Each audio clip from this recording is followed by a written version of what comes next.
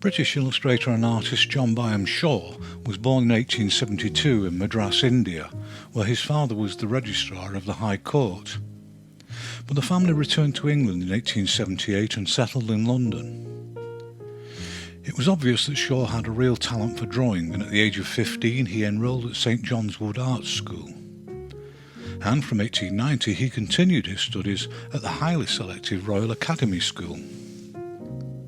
He launched his career in art in 1896, painting mostly in oils, and for the first few years at least that was his primary source of income. Nevertheless, in 1897 he illustrated a book of poems by Robert Browning. The book was successful, and he followed this up with illustrations for the Tales of Boccaccio in 1899. So from this point on he continued with two parallel careers, both of which flourished and earned him equal reputations. In 1900 the first of his illustrated editions of the works of Shakespeare was published, and in total he created 500 compelling narrative illustrations for this commission alone. The following year he illustrated the Garden of Karma, and these orientally infused mesmerizing images demonstrated his prowess with watercolour. All the illustrations and the decorative borders had been rigorously researched, and that would become an ever-present aspect of all his work. His illustrated Old King Cole's Book of Nursery Rhymes was also published in 1901. But although the watercolour and ink images he created for this book were typically arresting and well executed, it seems he was unable to pitch his technique and subject matter more towards a younger readership. Unsurprisingly, this was just about the only time he tried to illustrate for children, and he quickly returned to his more expected romantic, historical and mythological subject matter. Throughout the first decade of the 20th century he continued to work with success as a painter, but by now it was illustration which dominated his output. Trading on his popularity and enviable reputation, he founded the Byam Shaw School of Art in 1910, and from the very beginning it attracted many aspiring artists keen to emulate the success of its founder. By the time the First World War began, his commitment to the art school had distanced himself a little from his own formerly prolific output, but he did continue to create illustration where time allowed for the next few years. When the war ended in 1918, Byam Shaw was still only 46 years old, and he should have had quite a few more years of creative endeavour to look forward to. But he had the bad luck to fall victim to the influenza pandemic which spread across the world at that time, killing around 50 million people. And Byam Shaw's life and career came to an abrupt and premature end in 1919. Henry Patrick Raleigh was an immensely popular American illustrator in the early 20th century, but his reputation seems to have inexplicably faded to almost nothing. He was born in 1880 in Portland, Oregon, into a broken and seriously impoverished family. At the age of 12, he dropped out of school and went to work on the docks at San Francisco for a coffee importer. But when he wasn't working, he would make sketches of the dockland and its inhabitants. And when the owner of the company became aware of Raleigh's obvious talent, he offered to pay his tuition at the renowned Hopkins Academy in San Francisco. He eagerly took up this very generous offer, and 3 years later, in 1897, at the age of 17, he found work as a trainee reporter and news artist with the San Francisco Bulletin. 2 years later, he moved on to a more senior position at the rival San Francisco Examiner, but I've been unable to unearth any evidence from this time. It isn't until he moved to New York and started being published in magazines that his career and work is better recorded. Raleigh's unmistakable illustrations began to appear in virtually all the major popular magazines, including Vanity Fair, Harper's Bazaar, Collier's and the Saturday Evening Post. And almost exclusively, it was his illustrations of what can generally be termed high society that consolidated his reputation and led to his ubiquitous presence in their pages. Given his impoverished origins and early life, it was perhaps ironic that this world of glamour, romance and ostentatious wealth should be the source of his own remarkable success. Whether in monochrome or colour, the defining feature of his work was the expressive energy of his combination of ink and charcoal line. Colour was used frequently, and he generally applied loose transparent washes of watercolour, which were actually very effective at creating visual focus and atmosphere. I'm not sure why, but on occasion he also used thinly applied oil paint, but you'd be hard-pressed to know it. Although his figures were elongated similar to fashion illustrations, they were always highly plausible, and it's asserted that he worked almost entirely without models or photo reference. If that's true, then his talent was all the more astonishing. In the mid-1920s, his association with glamour led to advertising work, including a commission for a series of press ads for Maxwell House Coffee. At his peak, Raleigh was able to make enough money in just 3 or 4 months to enable him to spend the rest of the year travelling. At the height of his popularity, his income was reportedly around $100,000, which at today's value is over $2 million. And he spent it like it was going out of fashion. In addition to paying for large groups of friends and family to accompany him on his travels, he maintained a yacht, owned a staffed mansion, and kept a large studio in downtown Manhattan. But during the 1920s, the painted work of illustrators such as Norman Rockwell and Mead Schaefer began to dominate magazine illustration. Raleigh was notoriously hostile to this development, and his stubborn refusal, or perhaps inability, to adapt led to commissions drying up during the 1930s. Despite the colossal amount of money he'd made, he was eventually declared bankrupt, and he committed suicide in 1944 by jumping from the window of a New York hotel at the age of 64. German children's illustrator Fritz Baumgarten was born in 1883 in a small town close to Leipzig.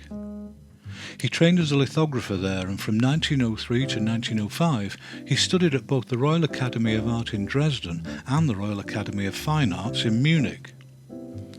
While still a student, he was called up for military service, and in 1908 he returned to Leipzig, trying to get started as an illustrator by designing postcards and whatever other work he could find.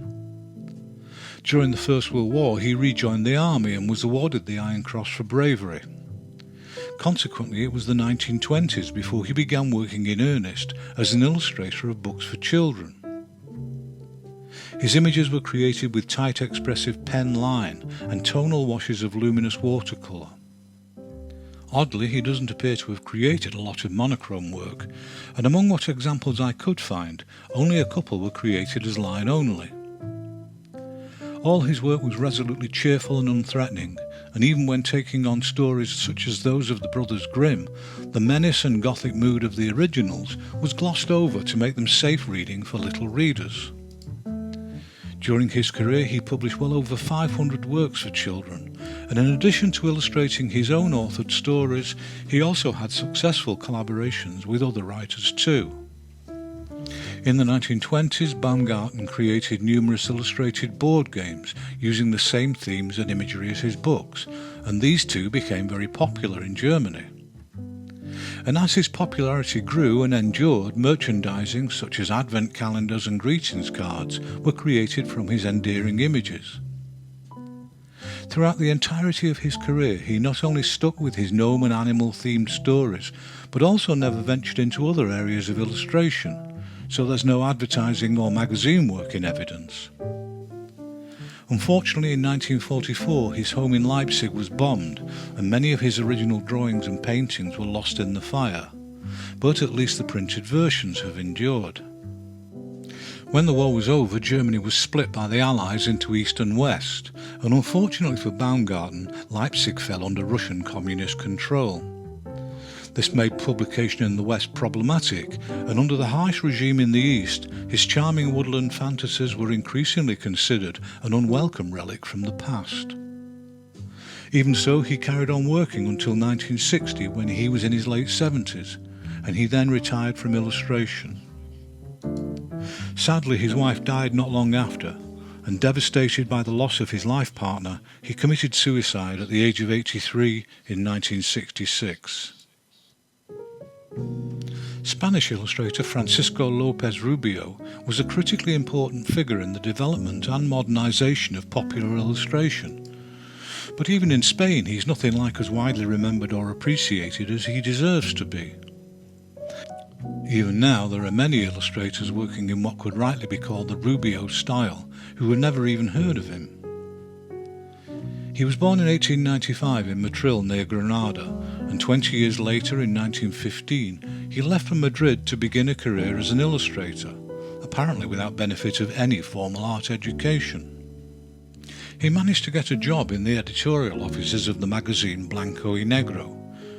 Before long, he was assigned to the magazine's children's comic supplement, Gente Menuda, and it was in the pages and covers of that publication that he developed his revolutionary and at the time unique modernist visual style. His cover art for Gente Menuda was created with flat opaque application of gouache and precise geometric ink outlines.